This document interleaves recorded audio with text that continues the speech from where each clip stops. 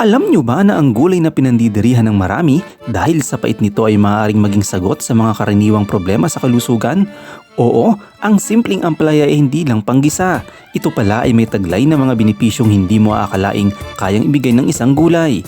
Ito ang Kalaman Studios. Sa video na ito, pag-uusapan natin kung bakit tinatawag itong bitter but better at alamin ang mga sekreto ng ampalaya na makakatulong sa inyong kalusugan. Handa na ba kayong malaman ang lahat tungkol dito?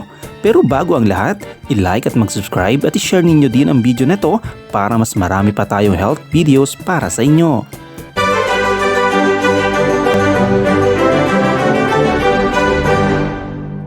Ang ampalaya o bitter melon ay kilala rin bilang Momordica charandia. Isa itong tropical na prutas mula sa gourd family at malapit sa kamag-anak ng kalabasa, pipino at zucchini. Ang Chinese variety ay mahaba, kulay pale green at may makinis na bumps. Samantala, ang Indian variety naman ay mas makitid at mas matutulis na spikes. Bukod sa kakaibang itsura nito, ito rin ay punong-puno ng sustansya.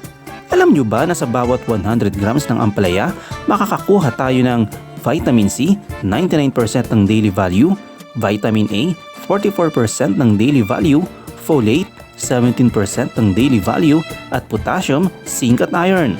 Dagdag pa rito, mataas ito sa antioxidants tulad ng catechin at chlorogenic acid na tumutulong protektahan ang ating mga cells laban sa damage. Ang ampalaya ay hindi lang masustansya, marami rin itong benepisyo sa ating kalusugan. Narito ang ilan sa mga ito. Nakakatulong sa blood sugar control. Matagal nang ginagamit ng ampalaya para sa mga kondisyon na may kaugnayan sa diabetes. Ayon sa mga pag-aaral, nakakatulong ito sa pagpababa ng blood sugar at pagpapabuti ng insulin function. May cancer-fighting properties. Ang extracts ng ampalaya ay nakitaan ng potensyal na pumatay ng cancer cells sa iba't ibang bahagi ng katawan, kabilang ang tiyan, baga at colon.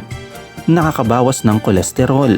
May mga pag-aaral na nagpapakita na nakakatulong ang ampalaya sa pagpapababa ng LDL o bad cholesterol na mahalaga para sa kalusugan ng puso. Kung gusto nyong magbawas ng timbang, ang ampalaya ay mainam dahil mababa ito sa calories ngunit mataas sa fiber. Ang fiber ay nakakatulong para tayo'y mas mabusog ng mas matagal at maiwasan ang labis na pagkain. Napakaraming paraan para ihanda ang ampalaya.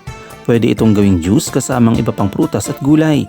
Ihalo sa stir-fry na may kamatis, bawang at sibuyas. Gawing palaman para sa mga lutong ampalaya na may ground meat at gulay. Pero isang paalala, kahit masustansya ang ampalaya, may mga side effects ito kapag nasobrahan. Maaari itong magdulot ng diarrhea o sakit ng tiyan, kaya tamang dami lang ang kainin. Para sa mga buntis o umiinom ng gamot para sa blood sugar, mas mainam na kumonsulta muna sa doktor bago ito isama sa diet. Ang ampalaya ay isang prutas na puno ng sustansya at benepisyo. Kung gusto ninyong mapanatiling healthy ang inyong pamilya, subukan itong isama sa inyong mga lutuin. Kung nakatulong ang video na to sa iyo, huwag kalimutang mag-like, mag-share at mag-subscribe para sa iba pang mga health tips at recipes.